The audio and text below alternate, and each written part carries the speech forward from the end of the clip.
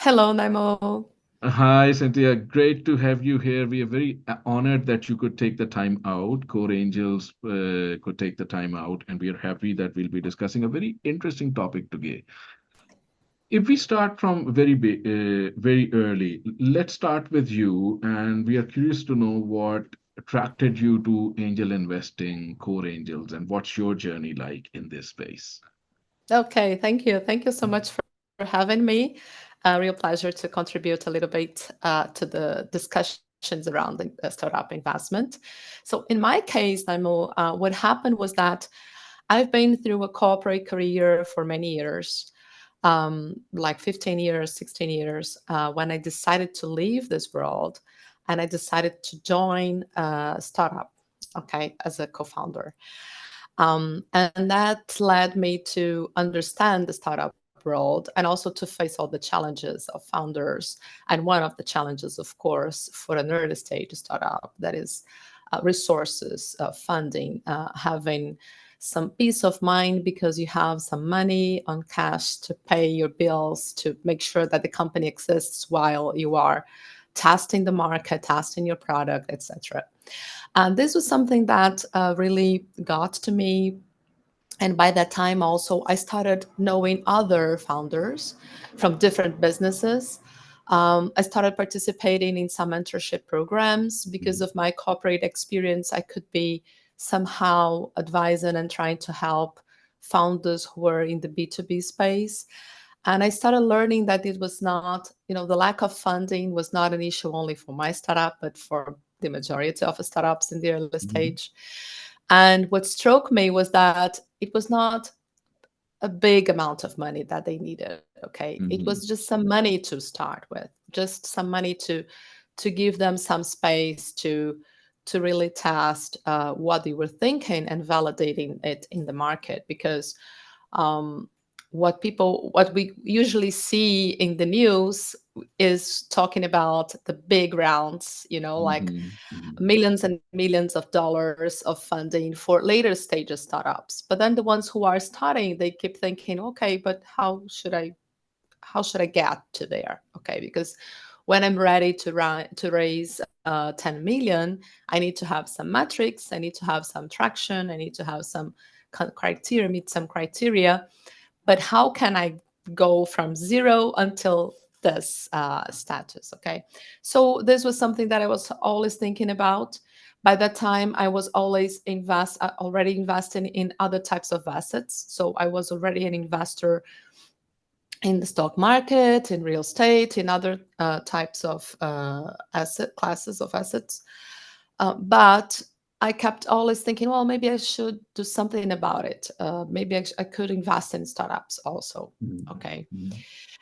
But from wanting to invest in startups and really doing it, it took me some time because I struggled with the few things. I could not find a good way of doing this, or at least that felt comfortable for me for doing this. Mhm. And when I met a group of people that were investing together, I decided that, well, maybe I should try doing this with a community, like together.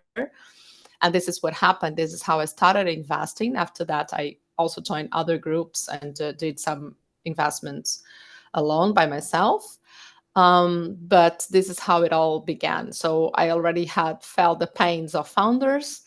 I was in a position of wanting to invest. I just needed to find ways of doing this in a good way for me. Very interesting, very comprehensive background. I also come from corporate background, almost 15 years there, and then startups kind of sucked me in, and then it's been startups since then. You kind of, it's a very interesting space. It's a very challenging space, and it makes one curious. And we are like cats, like the curiosity is a very important part of human Yeah. spirit. So I think this is what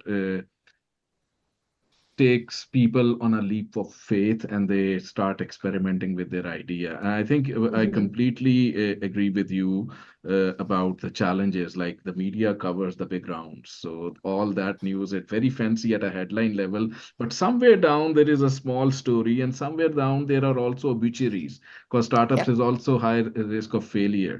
So it's very interesting to see that perspective. When you talk about the kind of support startups need, what kind of money you think are we talking about? Like the big rounds are like millions, let's say $1 million or something. But in your experience, where is the sweet spot where startups can really um go to the other side? Like they're stuck on Yeah. this side, and then if they have this loop to jump over, and Yeah. they can go to the other side and start doing big things for the big rounds. Yeah, the startups that we invest in, Mhm, Cintia and COREangels also, they are usually they are raising 500,000, mhm, 1 million, something around it, and sometimes we participate with part of this round. So it's not mhm. that we are putting the whole money. Sometimes we are co-investing with other stakeholders. So Okay. usually is this phase. This is the phase that we are investing in. Got it. Got it. And it's also very interesting because this is a two-sided problem. So there are people there with money and they want to invest in startups, and there are people Exactly. here who want to the classic job search and other two-sided platforms or three-sided platforms issue. What do you think are the challenges on the angel side when it comes Okay. to investing in startups? Yeah, there are many. In fact, when I told you that I wanted to invest in startups, but it took me a Hmm. while to start doing Hmm. it, Hmm. it's because of some of these challenges. So in my case, I struggled with a few things. Like, first thing was, okay, where I'm going to find good opportunities. Okay, I'm going to go to every event and speak to Hmm. every person, and this work of finding and curating deal flow, analyzing, understanding, building a thesis, and all this is not, sometimes this is underestimated, and this is not that simple. So was one of my questions. This was one of my struggles in the beginning. The second thing was that for me, this is to start with, okay, for me, I wanted to know, I wanted to be very clear and aware of all the consequences of investing in a startup. And this can be very different from country to country because we have different frameworks and legal aspects.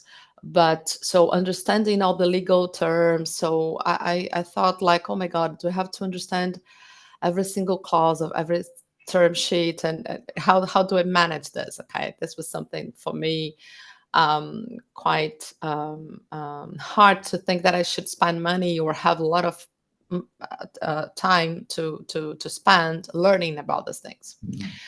Hmm. And the third thing was more in the side of following up. I started to meet many investors clubs, networks, and what I understood was that, okay, these people, they get together, they watch some pitches, they go there, they discuss a little bit with other fellow angels, and then once they make a decision of investing, what happens is more on their side of building the relationship with the founders and setting up some expectations about reporting and how this relationship will go. But the truth is that I had some friends saying, Cynthia, my experience with angel investing was poor because, I just found this startup, I invested this little check, and then I have never seen the guys again, or I can have some calls with them, but we never go deep into the business, and it's just very shallow reporting. So there are many things around this, many myths, I guess, and many Hmm. issues around the space. So this was my struggles to start with. But today I also see, and I think that every angel that wants to do this alone, build Hmm. their portfolio, etc., they face this type of issues somehow. But even for the ones who are more experienced today, we have some issues in angel investing that are related to liquidity, that are related Hmm. to exiting. We are facing a moment right now with very high interest rates in the market. And so the dynamics of new fundraising for startups have been really hard. And this means for angels, so less opportunities of exiting, or at least less opportunities of exiting with good returns in the short term. So this is things that we've been observing. Very interesting points. I think you focused on three areas, just summarizing for our audience, and our later audience will be watching this on YouTube. How angel investing works, consequences of investing, which are very important to know, and following up, as you said, all three areas, and the current issues of liquidity, exits. I would say great and comprehensive points over there. Let's move from the basics of angel investing to talking about angel funds, okay? And because that's Okay. where your core expertise comes in. And if you could, for our audience here and later, tell us what is an angel fund and how do you go about forming one? Okay.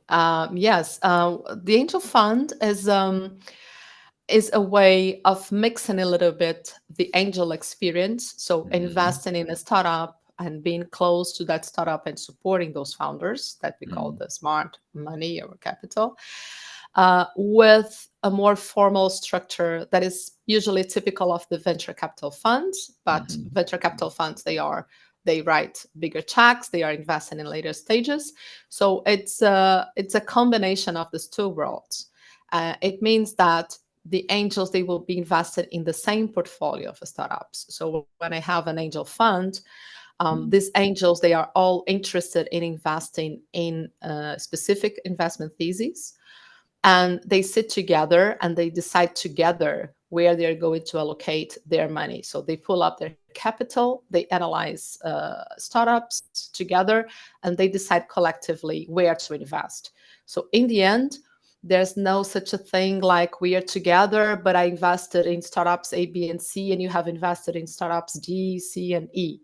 No, we are all parts of we are all invested in the same group of startups. And this is how we operate in COREangels. Okay. And how is the capital sourced in the fund? Is it because VC is institutional money, pension funds, LPs, and all? How Yeah. does an angel fund work in that Yeah. side? Okay. So in an angel fund, the capital comes from the angels. Mhm, So this is a basic difference from a typical fund. That is, while you have in a VC fund, you have the role of the fund manager. That is someone raising money from the LPs and then deciding on the allocation investment of this money into the startups. In an angel fund, the money comes from the angels. So the ones making the decision are the owners of the money. And in some funds, we have like fundraising windows. So they do select some months of the year to fundraise and or to get reinforcements from the current investors or to onboard new investors.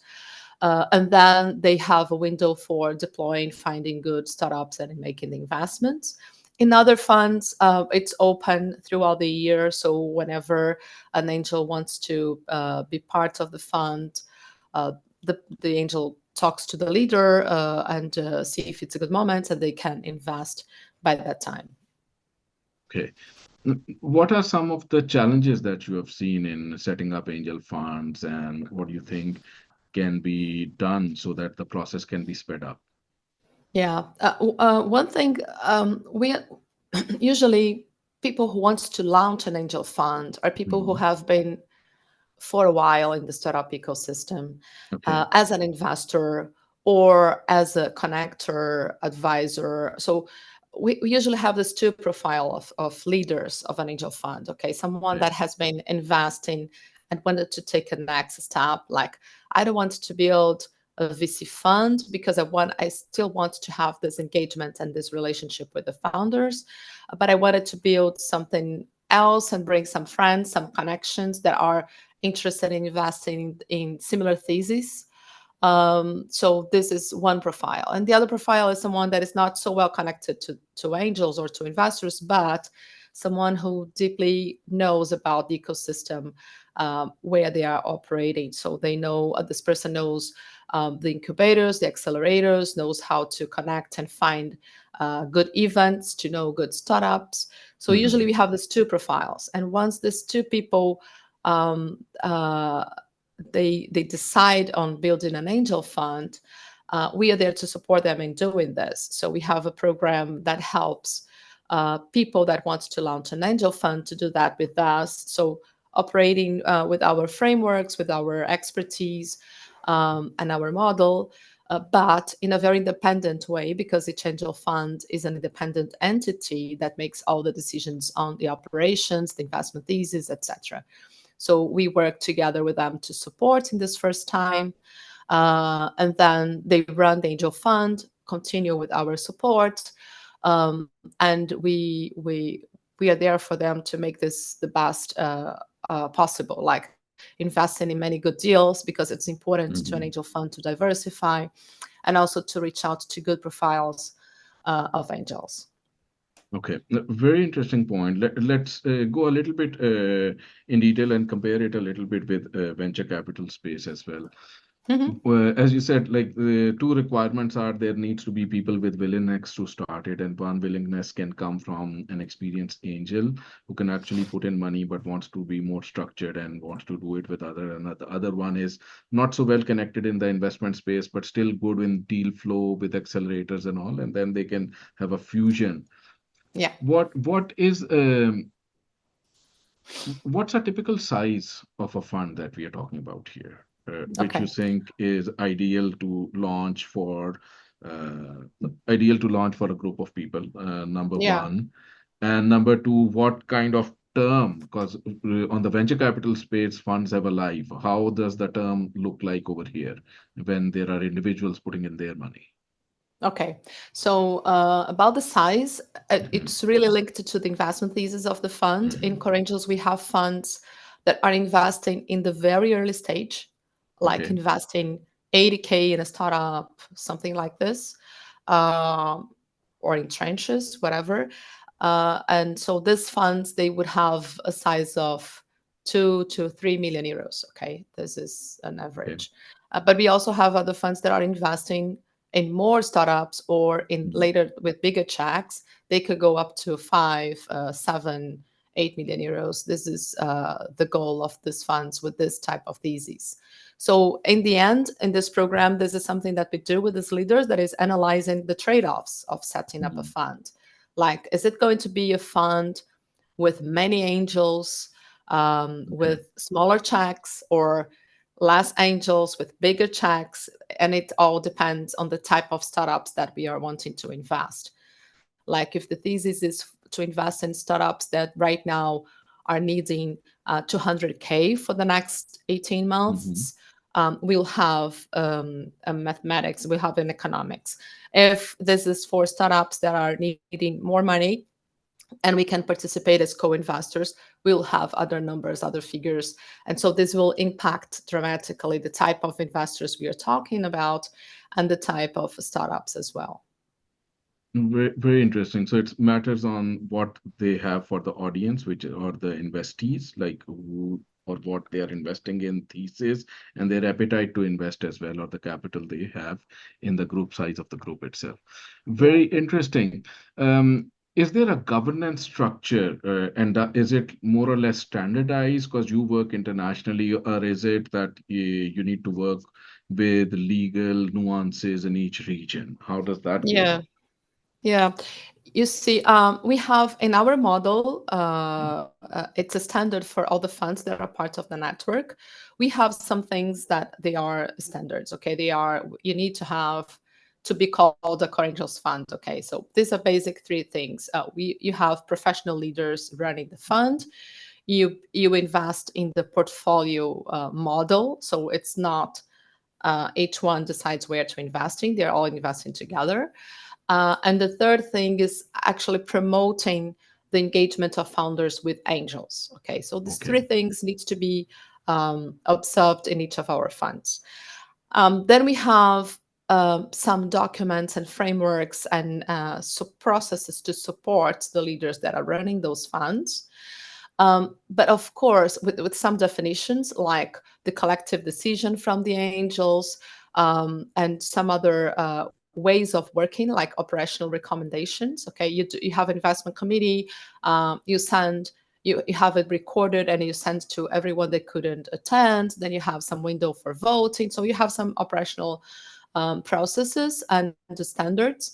But of course, that as we are in different countries, you need to make adjustments to each country. Yeah. Being this adjustment related to legal framework, the type of vehicles that you can build in that country. In some countries, you can just build a limited company, bring all the angels as shareholders, and this is much lighter governance and much faster way of doing things, and not a regulated fund. In other countries, you can have a regulated fund, and but the cost is too high, and then you need to look for other alternatives. In other countries, you can have the costs of a regulated fund, but then you have to understand that you have a different level of reporting, bureaucracy, etc. So these are all things that we support the leaders in making the choices, analyzing this according to their investment thesis. Because if you're talking about a big fund, Hmm. the costs of having a regulated fund, they are not so representative. If you're talking a micro fund, it can be prohibitive. So these are things that factors that we analyze. Very interesting points. And I'm also thinking, let's try to find the positioning of what you're doing. Because investors do co-invest. So in a on a startup basis, that like there could be an interesting startups, and maybe it starts with one lead investor, and then he or she attracts one or two others to kind of fill up the round. So that's kind of an informal basic. So from co-investing to traditional syndication, how do you differ from these other formats? The fund itself, how is it different, and what advantages does it provide over other methods of co-investing? Okay. Yes. Yes. Co-investing is something that is really usual to us. Mm-hmm. We have this happening inside the network. So we have startups that have been invested by 2 or 3 funds of core angels when it makes sense to the business. Okay. So we have internal co-investing, so different funds investing together, but we also have many partners outside the network to invest together, and this makes a lot of sense, specifically when we're talking about like cross-border investments, or suppose that I'm investing in a company that is in Spain, and but this Spanish company wants to expand to other countries in Europe. So having a co-investment partner in Sweden can be a good choice, in Netherlands and France. So this also, because when you're talking about angel capital, we're always talking about more than money. So when you're pulling up co-investors in the angel space, you're not talking about just giving more money to the startup.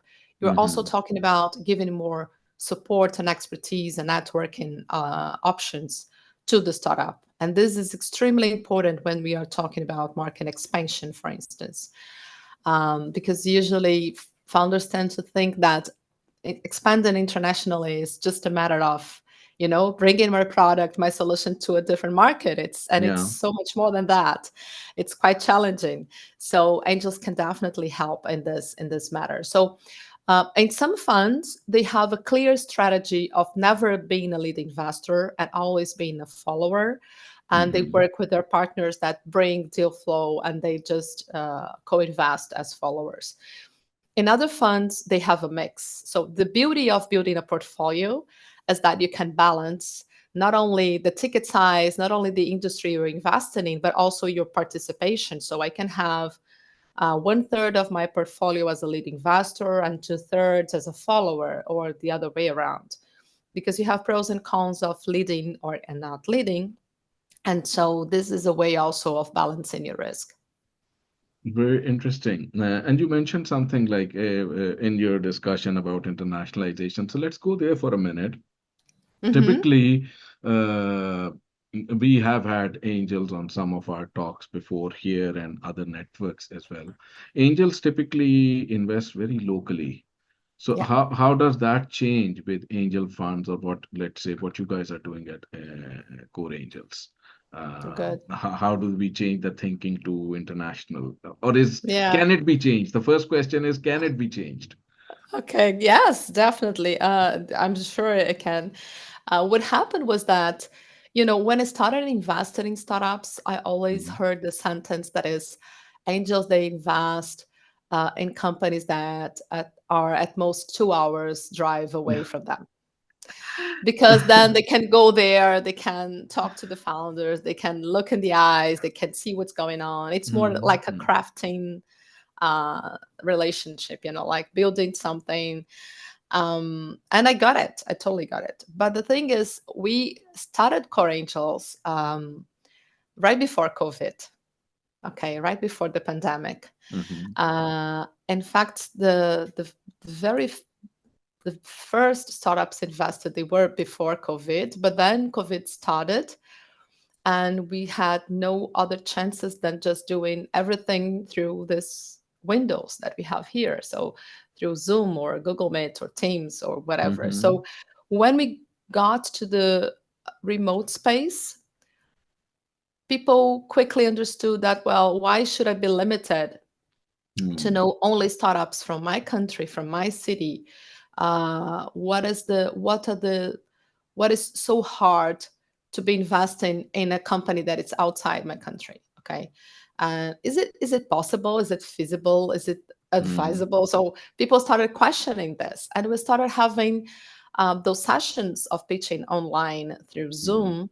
And it worked very well, and it worked pretty much the same way. And we started finding ways of building these relationships through video conferencing, but also try to get together when we have the possibility. So, what we see today is that when angels are investing alone, this is much harder for them to be open or to be exposed to Mhm. opportunities outside the countries.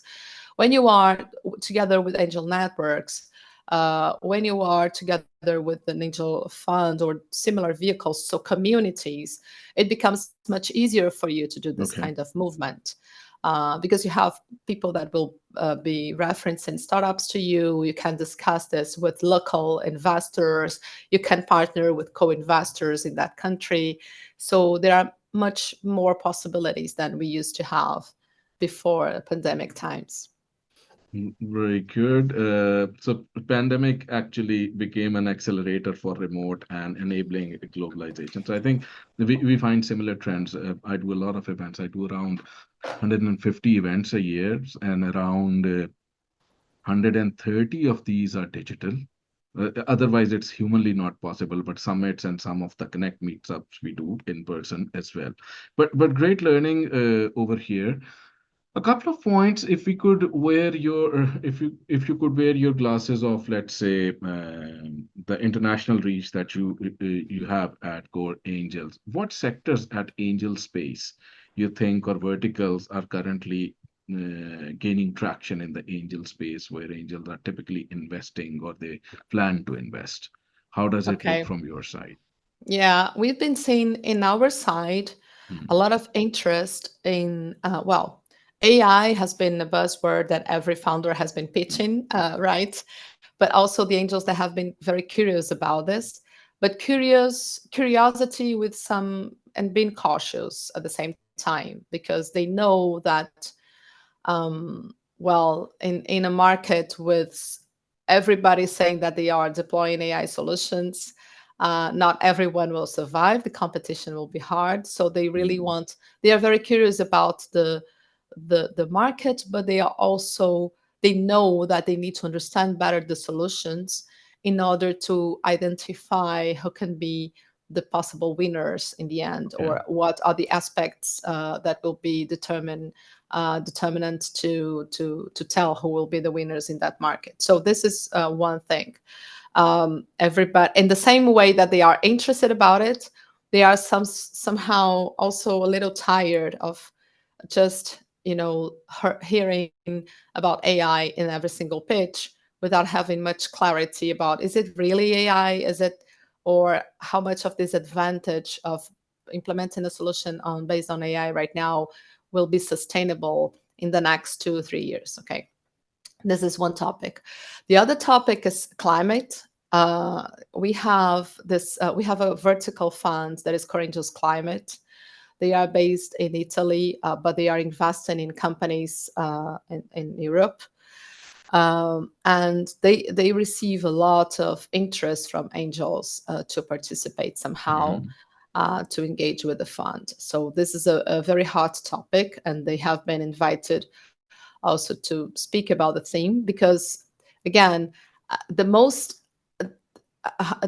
niche that the topic is, the most you need to rely on specialists, some people that really Mhm. understand about it. And our leaders, they are very, they understand a lot about the climate space and identifying not only what is the fun thing that looks like driving the climate aspects, but in Mhm. the end, when you take a look at the production, when you take a look at some operational things, you see that they are fixing something here, but they are also bringing other challenges in the other way.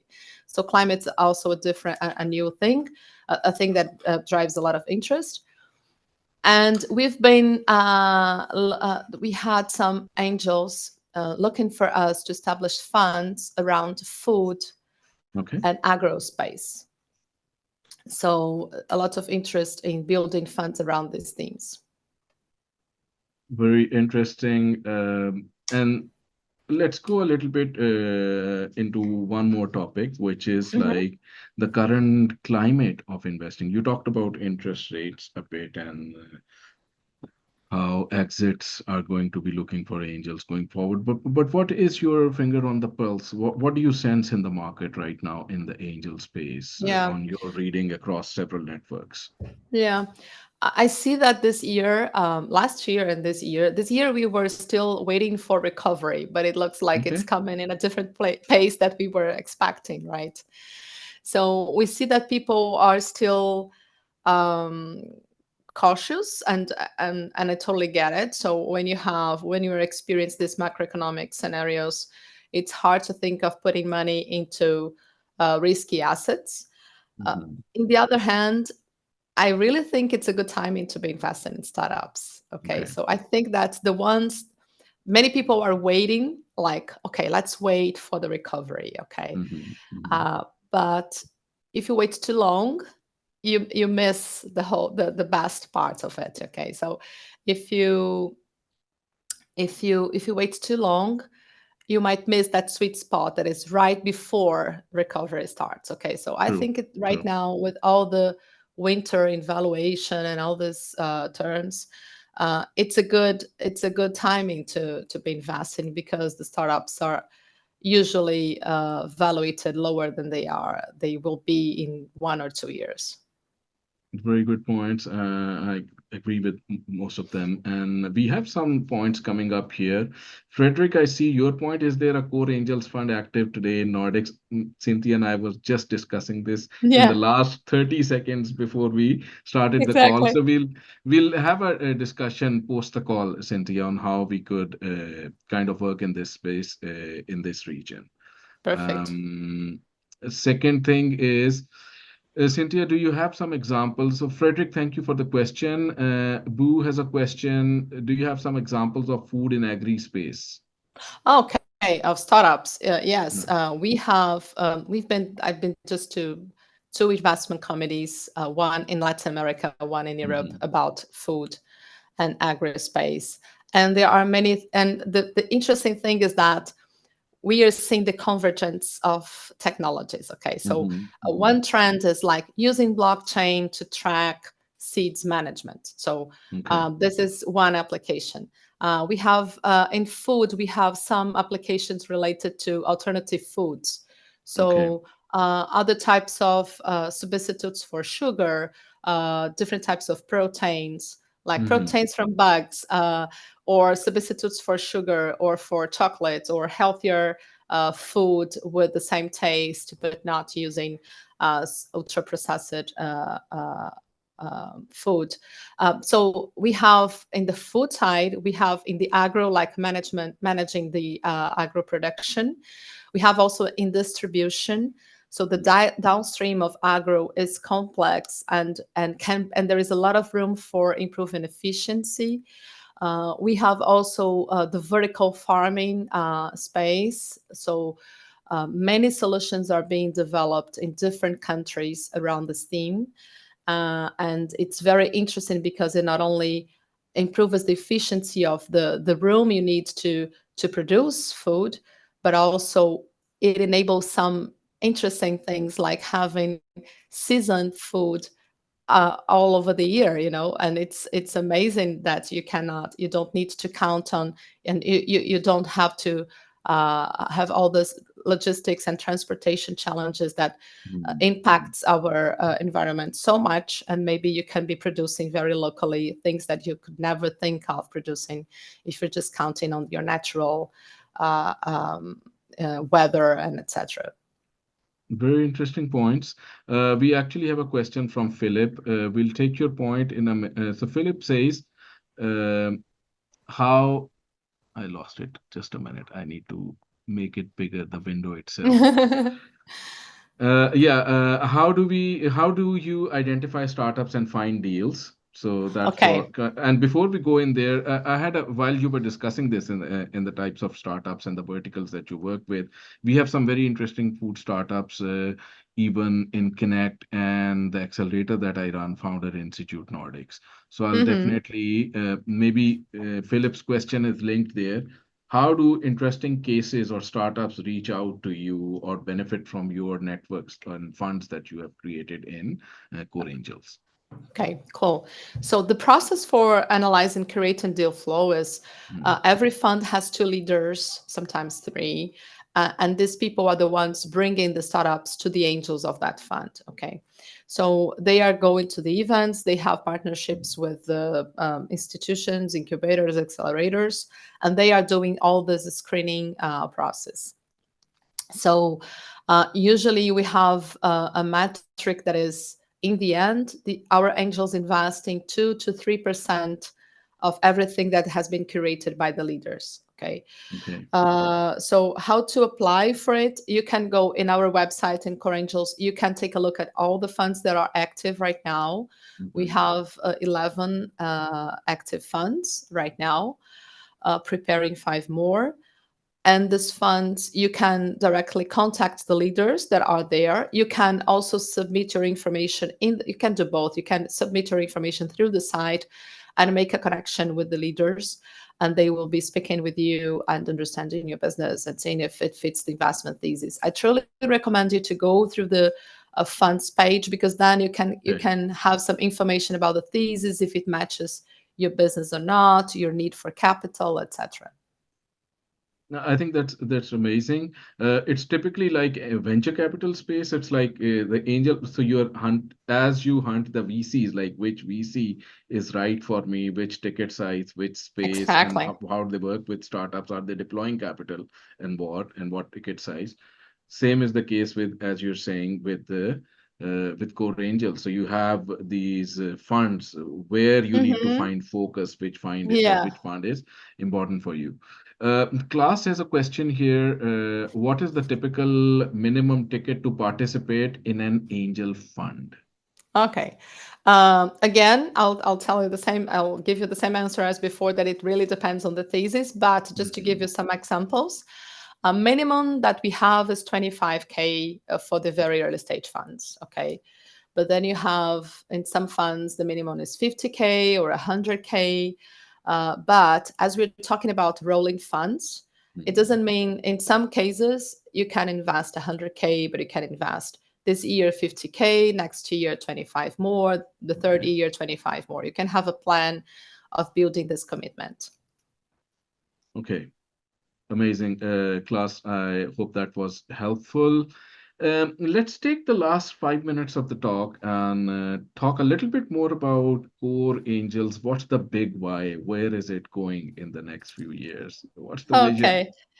Well, the big why is really, as I said in the beginning of our conversation, Mhm. is funding early stage, because we Okay. we really like to do that. We don't want to become VC funds. We don't want to become later stage investors. This is what we like to do. This is what we think we do best. That is supporting the founders in the very beginning. Okay, this is the purpose, and this is how we are able to align so many different people coming from so many different cultures, but we are all around the same purpose. And this is absolutely fascinating. This is the purpose and what we want to achieve, what we are working right now. As I said, we have right now 11 angel funds, and we are preparing Okay. 5 more. And it's a lot of work to support all these new funds and the operational basis. And what we want to invest in, what we are building right now, is having ways of really building this community very strong and really Okay. making sure that we are leveraging the network effect, so that we really can connect groups with each other, that they can invest together. We are also working on bringing individual opportunities, like allowing an angel from one fund to invest. We have some angels that are investing in more than one fund in the network, but we also would like to give this opportunity to the angels that they can invest in a single opportunity of one fund.